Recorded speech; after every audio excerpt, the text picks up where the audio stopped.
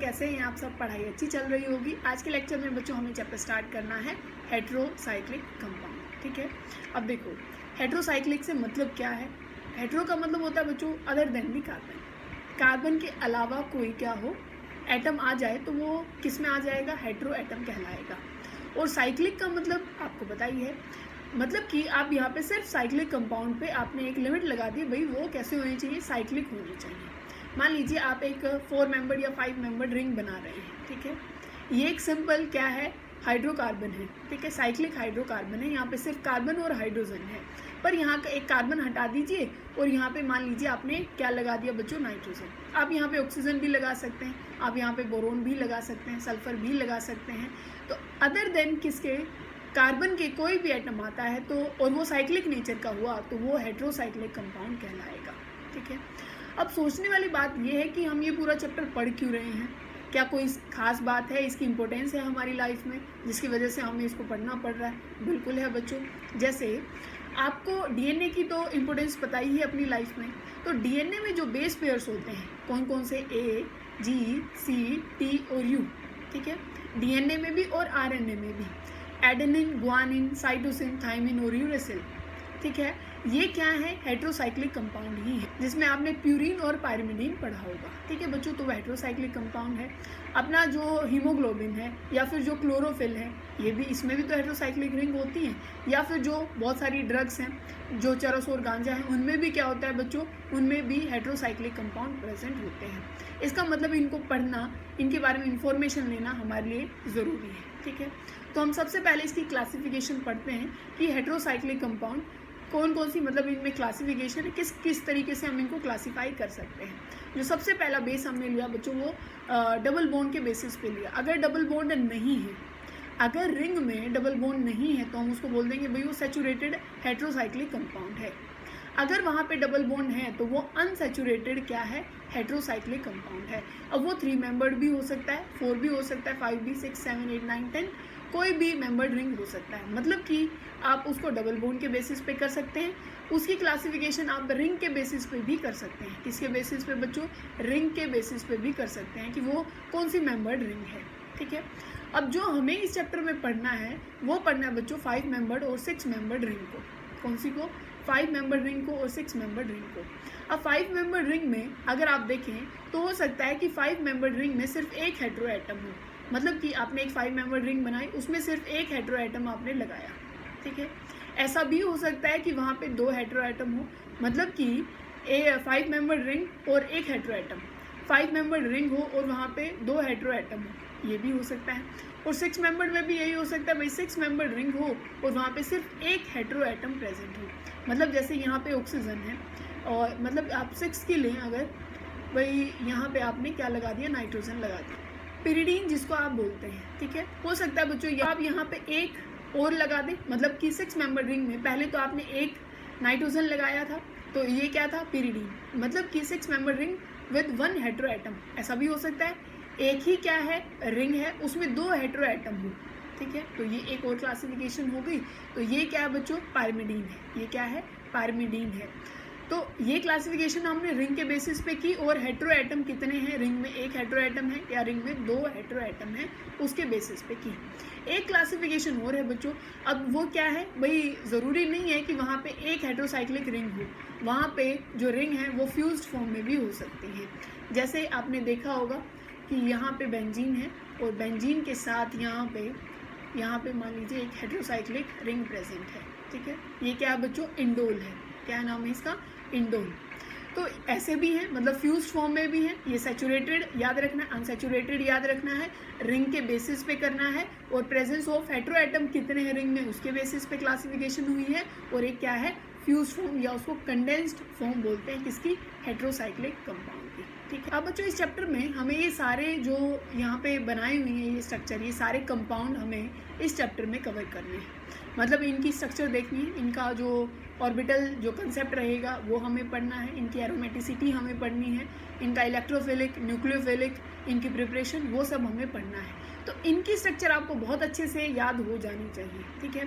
और कुछ आपको याद रहे ना रहे, ये ज़रूर आपको याद हो जानी चाहिए। जैसे अगर 5 मेंबर रिंग है और उसमें ये नाइट्रोजन है, ठीक है, तो ये क्या होता है बच्चों, पायरोल होता है। क्या नाम होता है इसका, पायरोल होता है।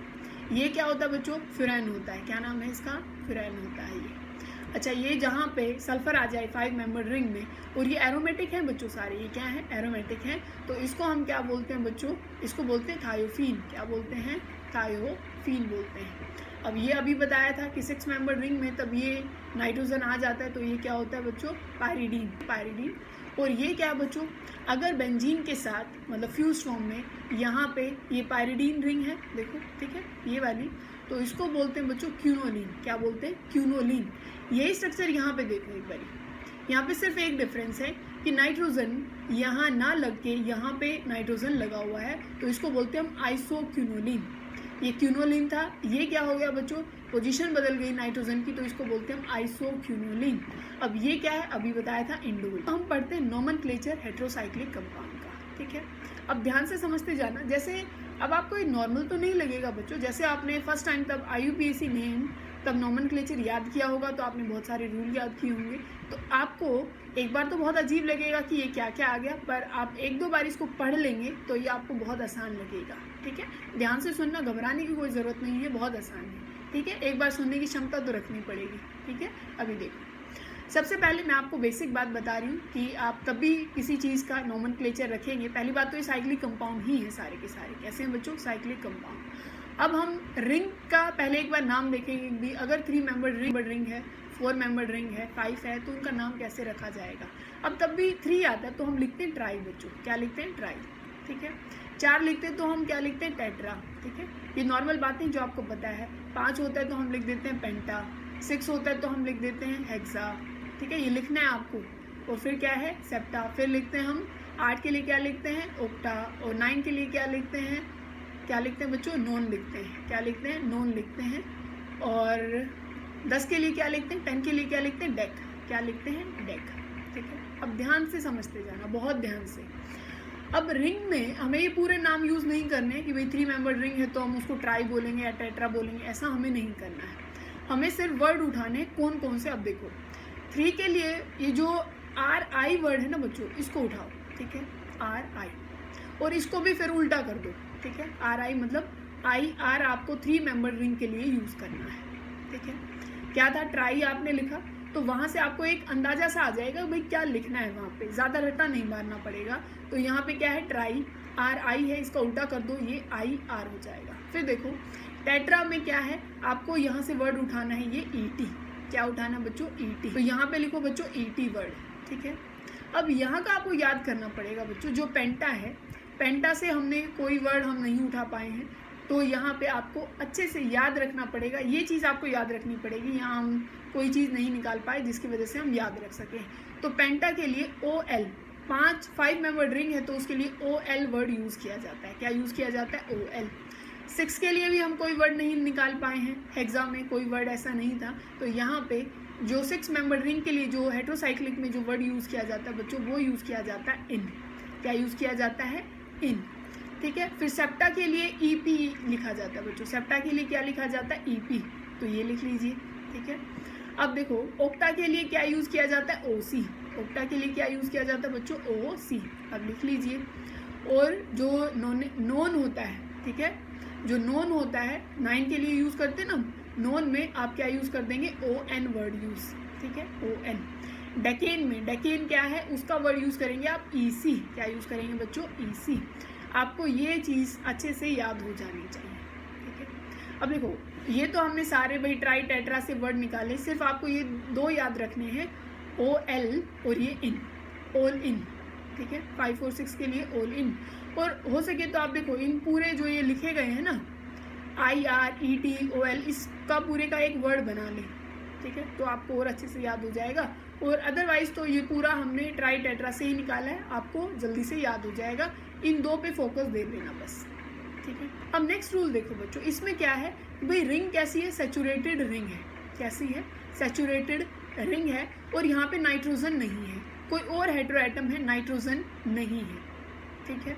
देखो आप क्या करते हैं भाई, तब भी आप क्या करते थे भाई, एल्केन एल्कीन याद करते थे, तो आपको ये पता था भाई सैचुरेटेड अगर कंपाउंड होगा तो आप क्या करते थे भाई, यहाँ पे ANE लगेगा, एल्केन लिखते थे ना, ANE। यहाँ पे भी सेम चीज़ है बच्चों, यहाँ पे भी सेम चीज़ है कि जो भी आपके पास रिंग आई है भाई, रिंग के लिए आप IR वर्ड यूज़ करते हैं, तो यहाँ पे क्या आ जाएगा, उसके पीछे एन लगा दो, इन सब के पीछे एन लगा देना अगर रिंग आपकी कैसी है, सैचुरेटेड नेचर की है, ठीक है, कैसी है, सैचुरेशन है। तो जो ही आपने रिंग के ये जो दो वर्ड निकाले हैं ना, उनके सब के पीछे क्या लगा देना, एन आपको लगाना है, ठीक है। एक रूल और मैंने क्या बताया भाई, यहाँ पे नाइट्रोजन नहीं होना चाहिए सैचुरेटेड रिंग में। जैसे कि अब देखो आपके पास रिंग ऐसी है कि मान लीजिए ये है 5 मेंबर रिंग है और यहाँ पे है ऑक्सीजन, ठीक है, यहाँ पे क्या है बच्चों, ऑक्सीजन है, ठीक है। तो अभी इसका नाम रखेंगे, तो अगर 5 मेंबर रिंग है तो क्या यूज़ करोगे बच्चों, OL वर्ड आना चाहिए, ठीक है, और पीछे क्या आ जाएगा, ANE। और ऑक्सीजन के लिए क्या वर्ड यूज़ करते हैं वो, और देखो अभी मान लीजिए आपके पास है नाइट्रोजन, तो एजा वर्ड यूज़ किया जाता है, क्या यूज़ किया जाता है बच्चों, एजा, ठीक है। ऑक्सीजन है, ऑक्सा वर्ड यूज़ किया जाता है, ऑक्सा, OXA, ऑक्सा, ठीक है। अगर यहाँ पे बच्चों सल्फर है, क्या है, सल्फर, तो यहाँ पे थाया वर्ड यूज़ किया जाता है, क्या है, थाया। अगर यहाँ पे फॉस्फोरस है तो फोस्फा वर्ड यूज़ किया जाता है, क्या यूज़ किया जाता है बच्चों, फोस्फा, ठीक है। कहने की बात ये है कि ओ मत लगा देना कहीं, ए है सारी जगह, एजा है, ओक्सा है, थाया है, फोस्फा है, ठीक है। अब इसका नाम रखो, देखो ये क्या है, सैचुरेटेड रिंग है, ऑक्सीजन है, नाइट्रोजन इसमें प्रेजेंट है नहीं, तो सबसे पहले आप ऑक्सीजन के लिए क्या वर्ड यूज़ करेंगे बच्चों, ऑक्सा, ठीक है। तो यहाँ पे लिखिए ऑक्सा ए। अब आपको पता है भाई रिंग है 5 मेंबर्ड रिंग, तो क्या वर्ड यूज़ करते हैं, प्लस करो OL, ठीक है। और ये सैचुरेटेड है तो प्लस क्या करोगे, ANE, है ना। अब देखो ये A है, ये O है, क्या दो वोवल एक साथ हो सकते हैं, नहीं, तो इसको काट दीजिए, इसका नाम क्या हो जाएगा, ऑक्सोलेन, बस यही था, है ना, आसान है ना। अब देखो, अब अगर रिंग कैसी है बच्चों, अनसैचुरेटेड है, मतलब कि वहाँ पे क्या है, डबल बॉन्ड है, क्या है बच्चों, वहाँ पे डबल बॉन्ड प्रेजेंट है, अनसैचुरेटेड रिंग है, यहाँ पे क्या होगा, नाइट्रोजन भी होगा, कोई भी हेटेरोएटम हो सकता है। तो यहाँ पे देखो क्या लगेगा, जो रिंग के वर्ड हैं वो तो वैसे ही हैं, उनमें कोई चेंज नहीं है, जो रिंग के लिए जो वर्ड यूज़ किए जाते हैं वो वही हैं। यहाँ पे आपको सबके पीछे क्या लगाना है, INE, क्या लगाना है, INE, किनको छोड़ करके, इन 3 को छोड़ करके, मतलब 4 मेंबर रिंग, 5 मेंबर रिंग और 6 मेंबर रिंग के पीछे आपको क्या लगाना है, सिर्फ E लगाना है, क्या लगाना है बच्चों, E लगाना है। और सबके पीछे देखो मैंने क्या लगाया, ये अंडरलाइन कर रखा है, INE, INE, INE, INE, सबके पीछे सिर्फ कहाँ पे, सिर्फ E वर्ड लगेगा 4 मेंबर्ड के पीछे, 5 मेंबर्ड के पीछे और 6 मेंबर्ड के पीछे, ठीक है। देखो यहाँ पे ET, फिर E लगा देना, OL E लगा देना, INE लगा देना, ठीक है। ये कब है, तब कोई अनसैचुरेटेड कंपाउंड हो, क्या हो, अनसैचुरेटेड कंपाउंड, ठीक है। एक रूल और देखो, सैचुरेटेड पहले हमने ये देख लिया, वैसे सैचुरेटेड है, पर वहाँ पे मैंने एक चीज़ गायब कर दी थी कि भाई यहाँ पे नाइट्रोजन नहीं है। अब देखो अगर सैचुरेशन है और वहाँ पे नाइट्रोजन प्रेजेंट है, तो ये तो रिंग का नाम है बच्चों, IR रिंग के लिए यूज़ किया जाता है, 3 मेंबर रिंग के लिए, ET भी किसके लिए यूज़ किया जाता है, रिंग के लिए, OL भी क्या है, रिंग साइज के लिए, 5 मेंबर के लिए यूज़ किया जाता है। तो उसके पीछे क्या लगाना है, देखो IDINE, आइडीन इसके पीछे लगा देना है, आइडीन इनके पीछे लगा देना है, रिंग के पीछे आइडीन लगा देना है, तब सैचुरेशन और वहाँ पे क्या हो, नाइट्रोजन हो। अब आप सोचेंगे भाई फिर 6, 7, 8, 9 के लिए क्या लगाना है, आपको ये जो रूल है ना सारे के सारे फिर ऐसे ही यूज़ करने हैं। इसके पास बच्चों है, ये है आपके पास ये स्ट्रक्चर, इसका नाम आपको बताना है, ठीक है। इसका नाम बताओ अब क्या है। देखो पहली बात तो यहाँ पे क्या है बच्चों, नाइट्रोजन है, तो सबसे पहले तो इसका नाम ही लिखोगे, हेटेरोएटम का नाम पहले लिखा जाएगा, तो ये आ जाएगा ऐसा, ठीक है। फिर रिंग देखो कौन से साइज़ की है, रिंग है भाई 5 मेंबर, ठीक है, क्या है 5 मेंबर रिंग है, और क्या है अनसैचुरेशन है, 5 मेंबर के लिए यूज़ किया जाता है, प्लस लगाओ यहाँ पे OL, ठीक है। और अनसैचुरेशन है, देखो अनसैचुरेशन है तो आप क्या लगाते हैं बच्चों, 5 मेंबर में इसके पीछे E लगा देते हैं, क्या लगा देते हैं, E, तो यहाँ पे लगाओ ये प्लस में E। अब देखो A और O एक साथ हो नहीं सकते, तो A को यहाँ से कट कर दीजिए और ये नाम क्या बन जाएगा बच्चों, SO होगी। तो क्या कोई मुश्किल बात है? कोई मुश्किल बात नहीं बच्चों, बहुत बहुत आसान नोमेनक्लेचर है, ठीक है। पर एक दो बार आप याद नहीं करेंगे तब तो कुछ समझ आएगा नहीं, ठीक है। इतनी सी बात है कि एक तो आपको ये याद करने हैं, ये तब आप ट्राई टेट्रा लिखेंगे उसमें आपको याद हो जाएगा। यहाँ पे OL इनको याद रखना है। यहाँ पे क्या करना है कि जो सैचुरेटेड होते हैं नाइट्रोजन वहाँ पे ना हो तो सबके पीछे ANE लगाना है, जैसे एल्केन में होता था, ठीक है, सैचुरेशन। ये तो आपने पहले भी याद रख रखा है। अब देखो अनसैचुरेटेड में क्या होता है, सबके पीछे INE लगाना है। किन को छोड़ के, इन 3 को छोड़ के इनके पीछे सिर्फ E लगाना है, ठीक है। बहुत